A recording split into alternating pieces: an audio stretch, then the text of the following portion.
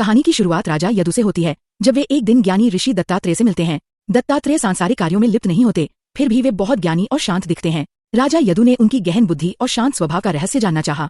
इसके जवाब में दत्तात्रेय ने बताया कि उन्होंने संसार में 24 अलग अलग गुरुओं से ज्ञान प्राप्त किया है और यही उनकी बुद्धि और वैराग्य का स्रोत है। इसके बाद उन्होंने अपने कुछ गुरुओं और उनसे सीखे गए पाठों का वर्णन किया। यहाँ कुछ गुरु और उनसे मिली सीख दी गई है। पृथ्वी, धैर्य और सहनशीलता, बिना किसी प्रतिशोध के सभी कार्यों को सहन करना। पहाड़, अपने मार्ग पर बिना डगमगाए और दृढ़ता से बने रहना, चाहे कितनी भी कठिनाइयां क्यों न आए। वृक्ष, निस्वार्थ सेवा और उदारता, अपने सभी कार्यों को दूसरों के कल्याण के लिए समर्पित करना।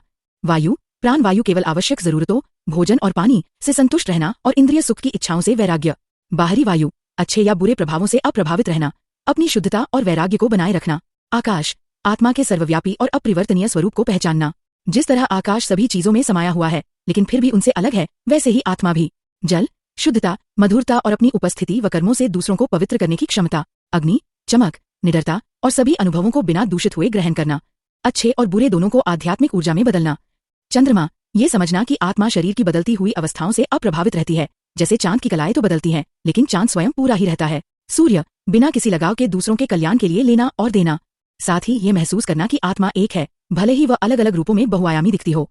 कबूतर, अत्यधिक लगाव और स्नेह का खतरा, जो दुख और आध्यात्मिक स्वतंत्रता के नुकसान का कारण बन सकता है। दत्तात्रेय एक कबूतर जोड़े और उनके बच्चों की कहानी सुनाते हैं, जो अपने गहरे लगाव के कारण एक शिकारी के जाल में फंस जाते हैं और सब एक साथ मारे जाते हैं। ये दर्शाता है कि सांसारिक लगाव कैसे विनाश की ओर ले जा सकता है और व्यक्ति को मोक्ष प्राप्त करने से रोक सकता है। दत्तात्रेय जोर देकर कहते हैं कि मनुष्य का जीवन मोक्ष का द्वार है और इसे अत्यधिक सांसारिक मोह में बर्बाद नहीं करना चाहिए।